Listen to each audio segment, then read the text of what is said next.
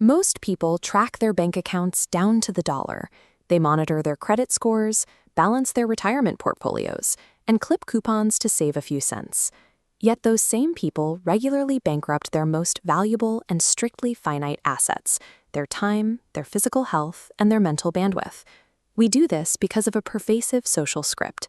Society rewards the universal yes machine, the person who agrees to every request, takes on every extra task, and avoids any public failure. We are taught this is the guaranteed route to success. To understand why this fails, we need to look at your daily energy expenditure. Think of your daily cognitive and physical capacity as a fixed pool of capital. Every single action, thought, and reaction you have requires a withdrawal from that pool. This chart breaks down a typical daily energy expenditure. Look where the capital goes. The vast majority of bandwidth is drained by low-yield activities: obsessing over past mistakes, fulfilling external requests with zero return, and scrolling social media comparing your life to curated highlights. Treating every external expectation as a mandatory obligation creates a perfectly predictable outcome. It guarantees a state of chronic exhaustion and constant busyness, while yielding zero actual forward momentum on the goals that matter to you.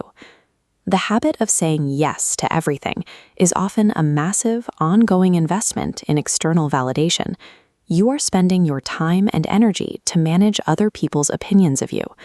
Maintaining this hyper-availability extracts a severe physical and mental toll. Skipping sleep, ignoring exercise, and running on stress hormones eventually degrades your baseline health, creating a deficit that takes years to recover from. High-agency individuals ruthlessly reallocate their resources away from external validation. They prioritize their own growth and momentum over being universally available to others. Reclaiming your bandwidth requires a specific trade-off. You have to endure short-term social friction, disappointing people in the moment, to secure long-term psychological freedom. Stepping out of a reactive, anxious existence means accepting a hard truth. Your life is a strictly finite, depreciating asset. It requires aggressive management, or someone else will spend it for you. To manage this actively, we use a mathematical framework to evaluate whether a life choice is actually worth the effort. We call this the Reallocation Matrix.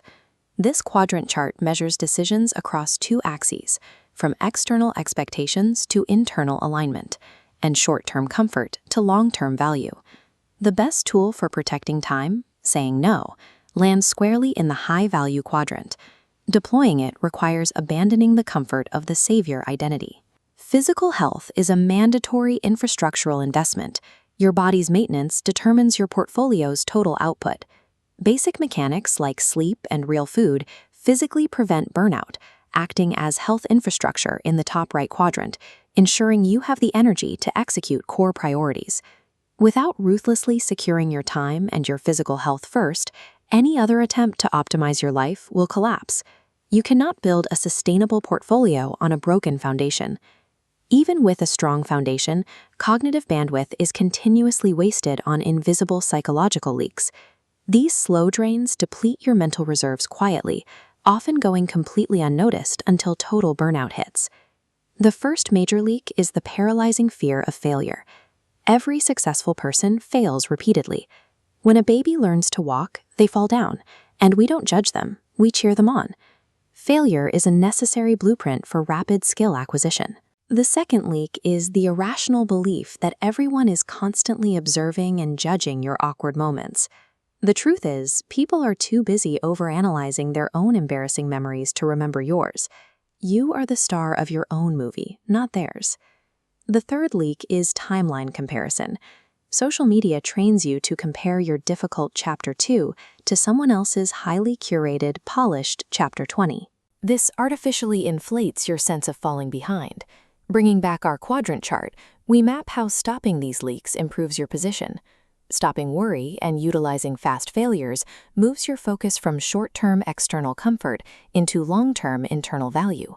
The trade-off? You must abandon the comfort of the perfectionist illusion. Accepting that you are not the center of anyone else's universe is a blow to the ego, but dropping that illusion reclaims massive amounts of cognitive bandwidth that was previously lost to the fear of judgment. With the foundation secure and the mental leaks plugged, you now have a surplus of energy. That capital must be directed toward high-yield reinvestments to generate real value. Spending money on the latest gadget provides a quick dopamine hit, but material goods depreciate rapidly. Shared experiences, like a spontaneous road trip with friends, compound in value over time, creating memories that shape who you become long after the price tag is forgotten. Daily gratitude functions as a specific neurological mechanism. By documenting positive moments, you rewire the brain to prioritize abundance over scarcity, making the good moments more accessible and the bad ones more manageable. Another massive reinvestment is learning to trust your gut. Your intuition is a highly efficient, subconscious pattern recognition engine. It processes your past experiences and subtle observations faster than your logical mind can formulate a coherent argument. Relying on this internal engine requires taking leaps of faith. You will have to walk away from jobs, relationships, or situations that look great on a spreadsheet, simply because your internal signals warn you to avoid them. Reinvesting capital into lasting experiences and trusting your internal signals builds resilient psychological wealth. Superficial, status-driven metrics simply cannot match that return on investment. Let's move from abstract theory to strict application. When resource allocation fails, it usually falls into one of three distinct profiles. Identifying yours tells you exactly how to fix the deficit. This scorecard outlines the three primary failure profiles: the burned-out yes machine, the paralyzed overthinker, and the material optimizer. We use this to assign specific corrective tools. If you are the burned-out yes machine, your prescription is aggressive boundary deployment. You must accept the trade-off of letting go of forced, draining relationships to protect your core energy. For the paralyzed overthinker, the prescription is to break the comparison trap.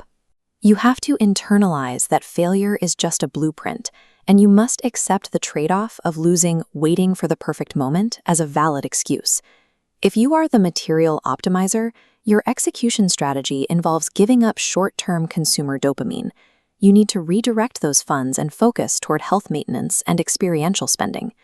Correctly identifying your specific profile dictates exactly which short-term discomfort you need to intentionally endure today so you can achieve long-term alignment tomorrow.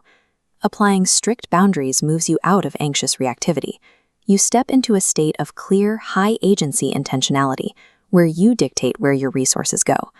High-agency management ensures that inevitable failures serve your specific long-term goals. Every challenge and setback shapes the unique story and perspective the world actually needs from you. Your unique perspective, your finite time, and your physical energy are the only true, non-renewable assets you possess. Once they are spent, you cannot buy them back. Stop letting the fear of external judgment or the inability to say no continuously dilute the value of those assets. Cut out the energy drainers and start being highly intentional with who gets your attention. By treating your life as a precise portfolio to be actively managed, audited, and rebalanced, you secure the ultimate return, a sustainable, unapologetic, and fully realized existence.